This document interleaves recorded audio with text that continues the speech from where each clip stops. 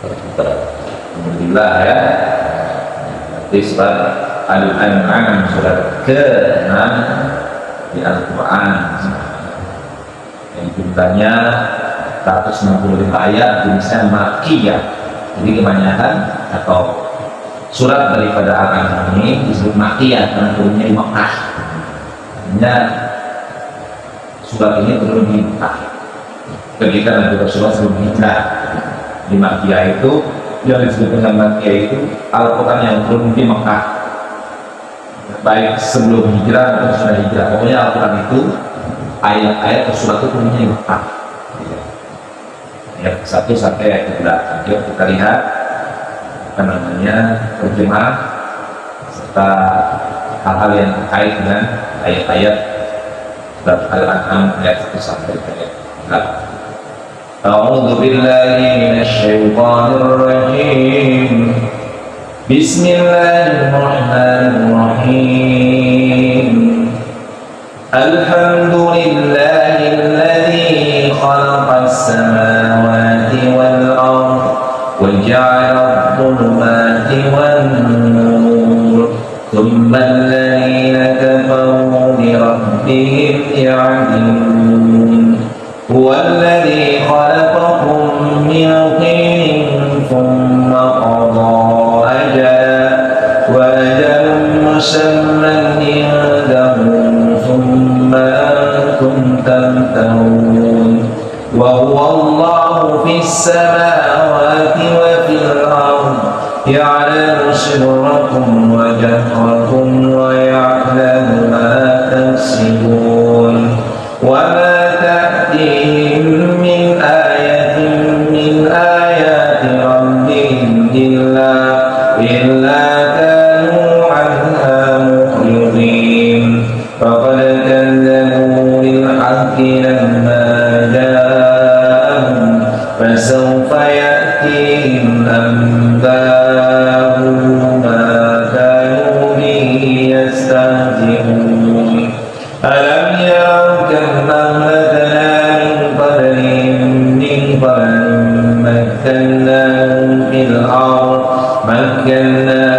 في الأرض ما لم نمكن لكم وأرسلنا السماء عليهم مدرارا وجعلنا الأنهار تجري من تحتهم فأهلكناهم بذنوبهم وأنشأنا من بعدهم قرنا آخرين ولو نزلنا عليك كتابا في قرطاس فلمسوا بأيديهم لقال الذين كفروا إن هذا إلا سحر مبين وقالوا لولا أنزل عليه ملك ولو أنزلنا ملكا لقضي الأمر ثم لا ينظرون. Sadaqallahul azim. Kurang lebih ya bacaannya. Alhamdulillahilladzi khalaqas samawati wal ardh. Segala puji bagi Allah yang Allah lah yang menciptakan, yang telah menciptakan langit dan bumi. Wa ja'ala dhulumati wan nur, dan Allah lah yang menjadikan gelap dan terang. Tsummal ladzina kafaru bi rabbihim ya'dilun. Kemudian orang-orang yang kafir ya, masih mempersekutukan Tuhan mereka dengan sesuatu. Jadi tsummal ladzina kafaru bi rabbihim ya'dilun. Kemudian orang-orang yang kafir itu bi rabbihim, dengan Tuhannya ya'dilun, mereka mempersekutukannya. Walladzi khalaqakum min tinin tsumma qada ajala.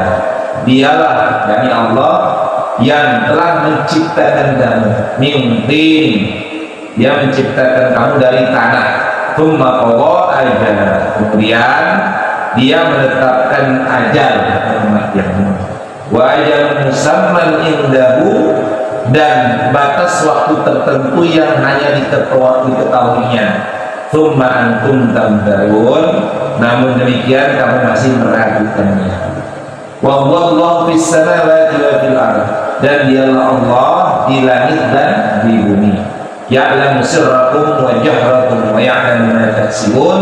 Allah mengetahui sirrakum jadi Allah mengetahui apa yang kamu rahasiakan dan apa yang kamu nyatakan, dan mengetahui apa yang kamu kerjakan. Nah, ketiga ayat ini merupakan ayat yang diturunkan untuk memuji Allah.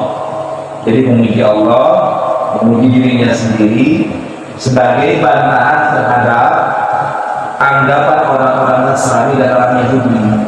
Apa anggapan orang Nasrani dan Yahudi?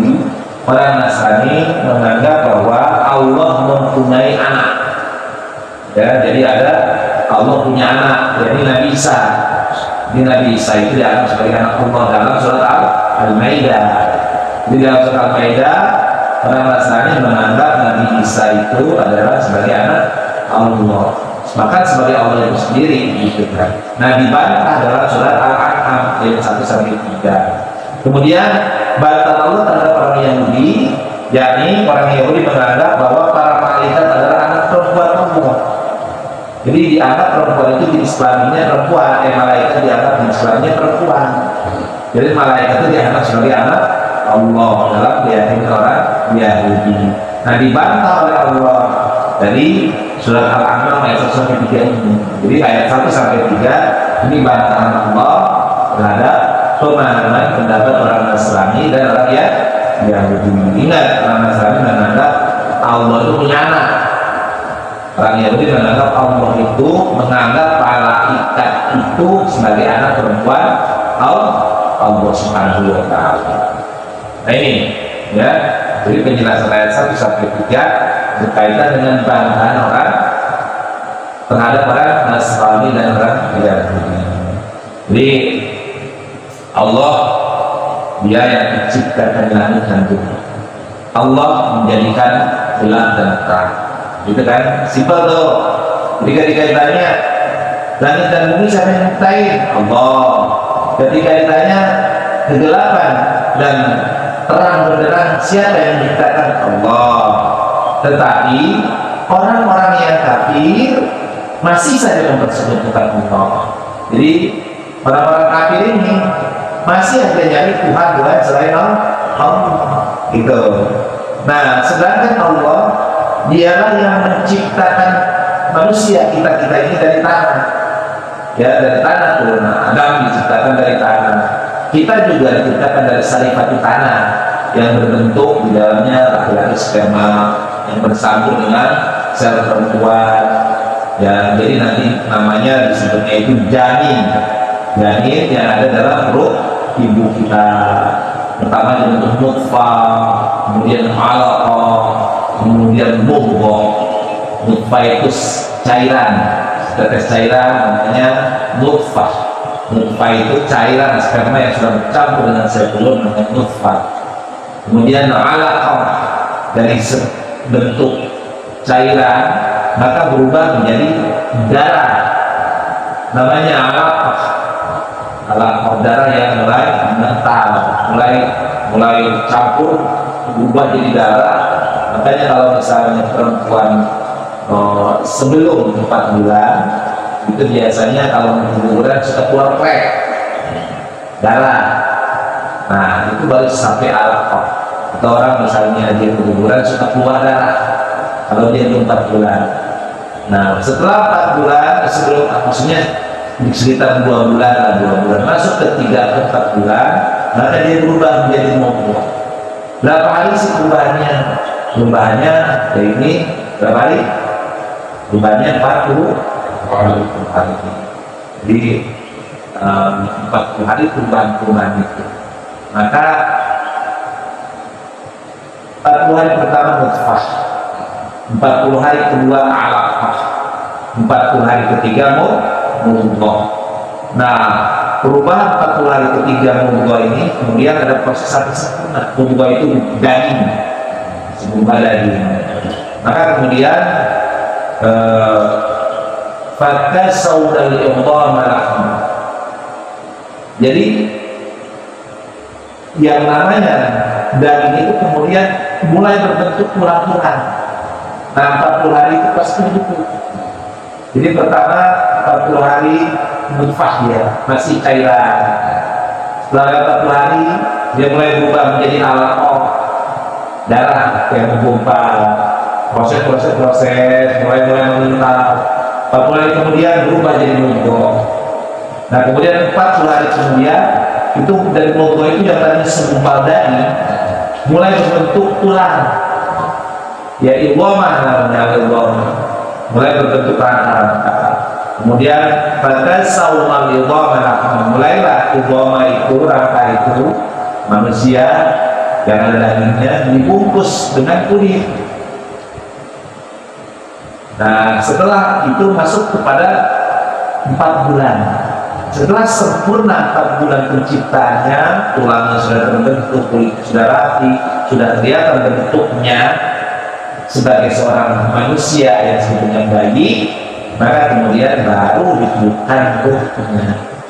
Makanya kalau 4 bulan sudah lewat, maka ruh itu sudah hidup. Perempuan itu sudah merasakan gerak-gerak. Kenapa? Karena nyawanya sudah diberikan oleh Allah Subhanahu wa Ta'ala. Dan ketika nyawa itu diberikan, maka ruh itu ikat kontrak dengan Allah, ditetapkan takdirnya, ajalnya, rezekinya, bahagia celakanya ditetapkan. Jadi ditetapkan ajalnya kapan, kemudian ditetapkan rezekinya, kemudian ditetapkan bahagia celakanya, ditetapkan perkara-perkara sudah ditetapkan oleh Subhanahu wa Ta'ala. Jadi sebelum dia ditiupkan ruh, sudah ditetapkan perkara-perkara itu, dan sudah yang paling esensi kontrak utama adalah bahwa ruh ini ditanya, alastu bi rabbikum ya ruh, wahai ruh, sebelum kau kutiupkan nih ke janin ini, ke bayi ini, maka aku akan pastikan ikat janin. Kamu yakin, percaya, bersaksi bahwa aku adalah Tuhan? Bala, benar, engkau adalah Tuhanku. Jadi ada kontrak dulu tuh. Oke, kalau begitu ingat tuh perjanjian ya dengan itu ya. Maka Allah meniupkan ruh itu kepada jasad daripada janin atau bayi yang ada dalam ruh ibunya. Yang ditetapkan kemudian ajalnya, rezekinya, kemudian bahagia dan celaka. Nah gitu. Jadi Allah yang menciptakan kamu dari tanah.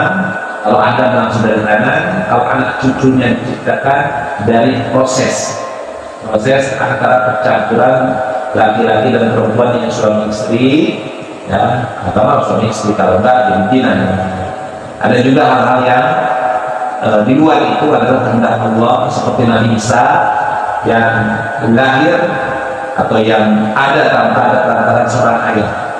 Tetapi itu kehendak Allah. Sebagai Allah menciptakan Nabi Adam, tidak ada ayah, tidak ada ibu, ya kan?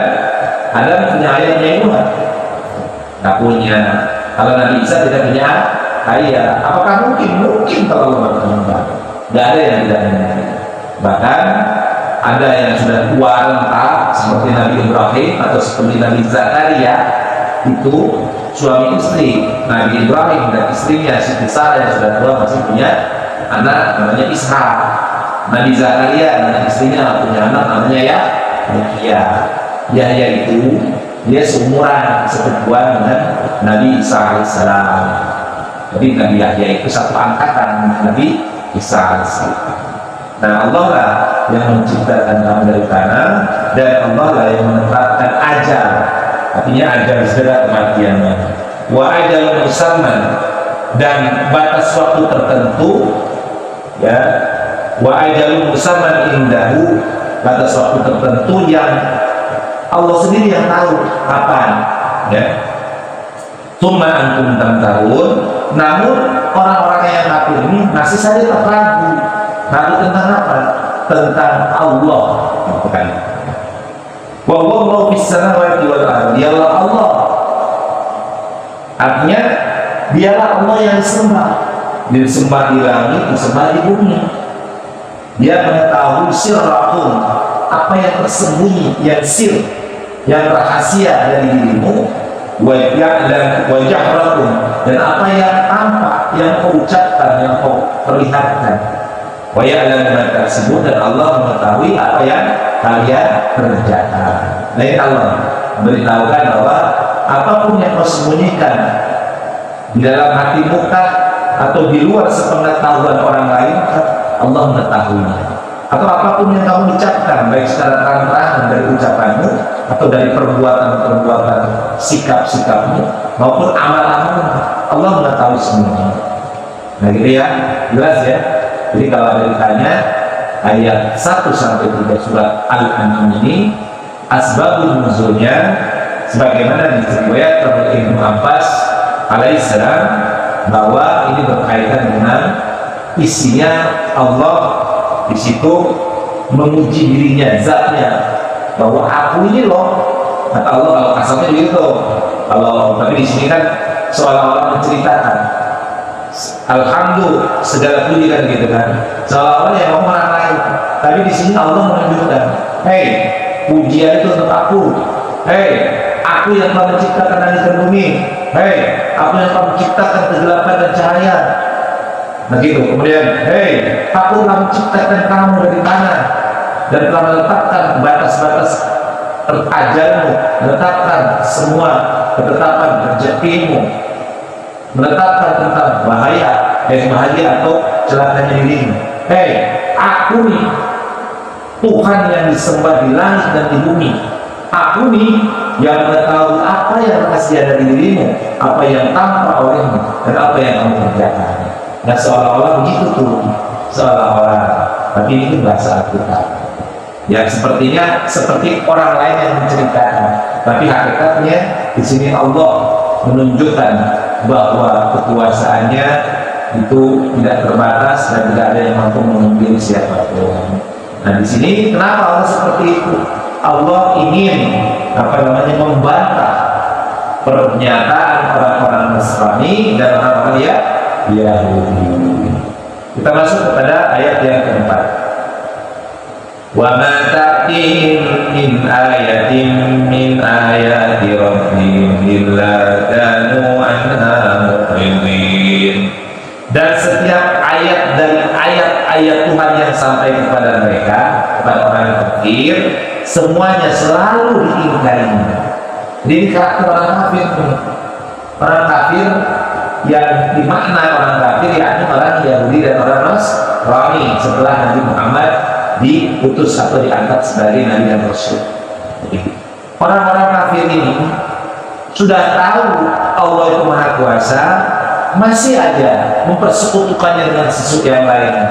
Sudah tahu bahwa Allah itu Maha segala-galanya, tetapi mereka tetap aja ragu dengan kekuasaan Allah. Dan luar biasanya, dan tidak datang kepada mereka satu ayat dari ayat-ayat Allah kecuali mereka itu selalu mengingkarinya. Begitu kalimatnya. Dan tidaklah datang kepada mereka satu ayat dari ayat-ayat Tuhan mereka kecuali melainkan mereka selalu mengingkari semua ayat-ayat itu. Begitu. Ini karakter orang kafir yang begitu. Jadi kalau datang tanda-tanda kekuasaan Allah, baik ayat kauliyah maupun ayat kauniyah. Jadi yang disebutkan ayat kauliyah itu Al-Quran. Ayat-ayat firman-Nya Allah adalah ayat kauliyah. Kemudian ayat-ayat kauniyah adalah ayat-ayat yang diciptakan oleh Allah pada alam semesta ini, termasuk pada diri kita. Itu namanya kauniyah. Nah, tidak datang tanda-tanda kebesaran Allah, tidak hadir satu tanda dari tanda-tanda kebesaran Allah kecuali orang kafir ini mengingkari seluruh tanda-tanda kekuasaan Allah. Udah tahu Nabi punya mukjizat, Al-Quran mukjizat. Mereka kafir, oh itu buatan Muhammad, oh Muhammad itu anak yatim, orang miskin, gitu dan sebagainya. Malah menghina, mengingkari terhadap perintah-perintah Allah. Kemudian ayat yang kelimanya, faqad kadzabu bil haqqi lamma ja'ahum. Sungguh mereka telah mendustakan kebenaran Al-Quran ketika sampai kepada mereka. fasawfa ya'tihim amba'u ma kanu bihi yastahzi'un, maka kelak akan sampai kepada mereka kenyataan dari berita-berita yang selalu mereka perolok-olokkan. Jadi kalimatnya kata Allah, faqad kadzabu bil haqqi lamma ja'ahum. Orang kafir ini selalu saja mendustakan ayat-ayat dan pembawa risalah itu ketika datang kepada mereka. Jadi setiap Al-Quran hadir, setiap Al-Quran ayat-ayat yang diturunkan, mereka selalu mendustanya. Jadi di zaman dulu orang-orang kafir ini, terutama orang-orang kafir Quraisy, orang Yahudi, kebanyakan yang masih kafir orang Nasrani, ketika Al-Quran turun, mereka mengingkarinya, dan mendustakannya, mendustakan bil haq al-haq dimaknai pada Al-Quran. Sungguh mereka telah mendustakan Al-Quran ketika datang Al-Quran itu kepada mereka. Fasawfa ya'tihim, maka kata Allah Subhanahu wa taala, nanti nih orang-orang yang kafir ini, ya, mereka akan kami hadirkan berita-berita tentang perbuatan-perbuatan mereka yang selalu memperolok-olok Al-Quran, memperolok-olok Rasulullah. Jadi kalau datang Rasulullah menyuruh mereka untuk meninggalkan penyembahan selain Allah, mereka memperolok-olok, diolok-olok. Tahu kan olok-olok? Kalau memperolok-olok ini dasar lu sepincang, ya dasar susini, dasar suri, dasar silu, gitu kalimatnya. Olok-olok, ya itu mah ecek, kita memperolok-olok. Jadi menganggap sepele. Nah, Rasulullah diolok-olok oleh orang kafir, baik itu kafir Quraisy maupun kafir Yahudi dan Islam. Rasulullah, Al-Quran diolok-olok gitu. Nah, nanti orang-orang yang olok-olok ini, yang orang-orang kafir, di akhirat nanti Allah akan tampakkan semua perbuatan mereka yang memperolok-olok Al-Quran, memperolok-olok Rasulullah SAW. Gitu ya. Kemudian masuk kepada ayat yang ke-6. Alam yarau kam ahlakna min qablihim min qarnin makkanna fil ard makkanna bil ardi ma lam numakkin lakum wa arsalna as-samaa'a 'alaihim midrara. Tidakkah mereka memperhatikan berapa banyak generasi sebelum mereka yang telah kami binasakan? Jadi kalimatnya, umat-umat sebelum Nabi Muhammad itu ada yang namanya misalnya kaumnya Nabi Nuh, kaumnya Nabi Nuh, kaumnya Nabi Saleh, ya kan? Nah, kaum-kaum yang disebut dengan kaum Ad, kaum Samud, itu semua dibinasakan. Kenapa mereka dibinasakan? Nanti ada penjelasannya. Tidakkah mereka memperhatikan berapa banyak generasi sebelum mereka yang telah kami binasakan oleh Allah? Padahal generasi itu telah kami teguhkan kedudukannya di bumi, ya, yaitu ya dengan keteguhan yang belum pernah kami berikan kepadamu. Kemudian kami curahkan hujan yang lebat untuk mereka, dan kami jadikan sungai-sungai mengalir di bawah mereka. Kemudian kami binasakan mereka karena dosa-dosa mereka sendiri, dan kami ciptakan generasi yang lain setelah generasi mereka. Ini ceritanya gitu. Jadi misalnya begini, kaum Ad, kaum Samud, mereka itu sampai sekarang masih ada bekasnya di Syam atau di Arab, di Jazirah Arab itu. Jadi bekas-bekas bangunan mereka yang mereka bangun bukit-bukit jadi apartemen. Nah, kalau kita kan apartemen kan dari coran, kita dari semen, dicor, blok, bukan. Nah, kalau kaum Samud nggak begitu. Bukit-bukit yang di Arab itu, yang batu-batu terjal, mereka sulap jadi apartemen yang indah, yang mewah. kehebatan teknologi ini. Jadi makanya Allah sebutkan di sini, telah kami teguhkan, ya, kami teguhkan kedudukan mereka di bumi. Harta diberikan, kenikmatan diberikan, kekuatan diberikan, kekuasaan diberikan. Tetapi mereka berbuat dosa. Apa dosanya? Tidak mau menyembah Allah, malah mereka mempersekutukan Allah. Maka kemudian Allah binasakan. Fir'aun dibinasakan, umat Nabi Nuh dibinasakan, kaum Nabi Lut yang mereka melakukan homoseksual dibinasakan, dan banyak yang dibinasakan karena kekafiran. Kemudian didatangkan generasi berikutnya sampai akhirnya tiba generasi zaman Nabi Muhammad SAW. Kemudian ayat yang ketujuhnya, walau nazzalna alaika kitaban fi qirtasin falamasuhu bi aydihim, dan sekiranya kami turunkan kepada wahai Nabi Muhammad tulisan di atas kertas sehingga mereka dapat memegangnya dengan tangan mereka, laqala alladziina kafaru in hadza illa sihrun mubin, niscaya orang-orang kafir itu berkata, ia tidak lain hanyalah sihir yang nyata. Jadi kalimatnya, walaupun ya Muhammad kami turunkan Al-Quran dalam bentuk tulisan yang mereka bisa megang tulisan itu, pasti akan mengatakan mereka ini sihir yang nyata. Jadi orang kafir itu ya sudah ditetapkan Allah beriman gitu kan. Orang kafir, orang Yahudi, orang Nasrani ini masih ada kaitan dengan surat sebelumnya. Walaupun kita datangkan mukjizat di depan matamu sekalian, di mana Al-Quran itu kami turunkan dalam bentuk tulisan, pikir kosin di atas kertas, yang mereka bisa mereka bisa mengganggu ayat-ayat Al-Quran itu. Ini kan penulisan Al-Quran kan zaman dulu kan masih hanya ditulis di zaman Rasulullah itu di atas duri, masih di atas pelepah-pelepah. Sampai pada eranya Utsman bin Affan baru dibentuk mushaf.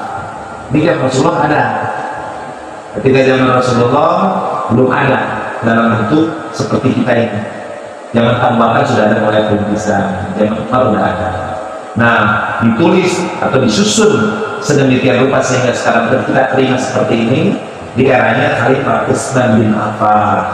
Maka mushaf Utsman namanya mushaf Utsman. Nah, seandainya dulu Rasulullah diturunkan oleh Allah Al-Quran seperti ini yang mereka bisa pegang, pasti orang-orang kafir ini akan mengatakan ini sihir yang nyata, gak bakal beriman gitu kalimatnya. Kenapa? Karena zaman Rasul belum diturunkan Al-Quran dari ini. Rasulullah hanya mendapatkan wahyu dari Allah melalui perantara malaikat Jibril yang kemudian dihafal oleh Rasulullah, dimasukkan ke dalam dadanya Rasulullah sehingga Rasulullah paham apa diajarkan baru kepada para sahabat, kaum muslimin saat itu. Nah, sahabat menghafal dan Rasulullah memerintahkan menuliskannya di atas kertas, di atas tulis, ya. Saat itu kertas belum ada, tulis di atas kertas belum. Gitu. Yang boleh dituliskan hanya Al-Quran, hanya sesuatu firman Allah. Selain itu tidak boleh dituliskan. Adapun sahabat dengan hadisnya, hadis itu kan menghafal ucapan-ucapan saja. Tapi hadis itu hampir sama sebenarnya dengan Al-Quran, karena hadis itu bayang Al-Quran. Jadi kalau adalah bertanya Al-Quran itu apakah seperti ini zaman Rasulullah? Tidak. Zaman Rasulullah dulu berbentuk mushaf. Karena Al-Quran itu kan turun secara tidak sekaligus, tetapi berangsur-angsur selama 23 tahun. Ya, jadi Rasulullah Al-Quran itu turun tidak sekaligus, tetapi berturun berangsur-angsur selama 23 tahun.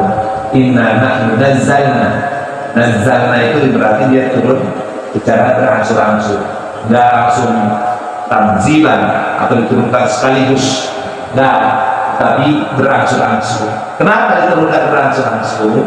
Agar kaum muslimin, agar Rasulullah bisa menjiwai, jadi meresapi, sehingga gampang mudah untuk dipahami dan diamalkan. Kalau seandainya Al-Quran turun langsung begini kan pusing, ya kan? Maka diturunkan berdasarkan kejadian-kejadian yang disebut dengan asbabun nuzul. Ada begitu. Jadi kadang-kadang ada sebab-sebab turunnya Al-Quran atau tiba-tiba Al-Quran itu turun, tapi ada proses yang dengan proses itu memperkuat hafalan sehingga para sahabat menghafalnya secara pelan-pelan. Makanya kita kalau menghafal terus pelan-pelan, karena Al-Quran itu pun diturunkan secara berangsur-angsur. Jadi kalau disuruh hafal secara keseluruhan berat, pelan-pelan saja. Nah gitu ya. Jadi kata Allah, seandainya kami turunkan Al-Quran itu di atas kertas, ditulis di atas kertas atau dalam bentuk buku yang orang-orang kafir ini bisa menyentuh, memegang, maka pasti orang kafir itu akan mengatakan ini sihir yang nyata. Kemudian waqalu, ya, laula unzila alaihi malak, dan mereka akan berkata, mengapa tidak diturunkan malaikat kepada Nabi Muhammad? Kita akan mengatakan gitu.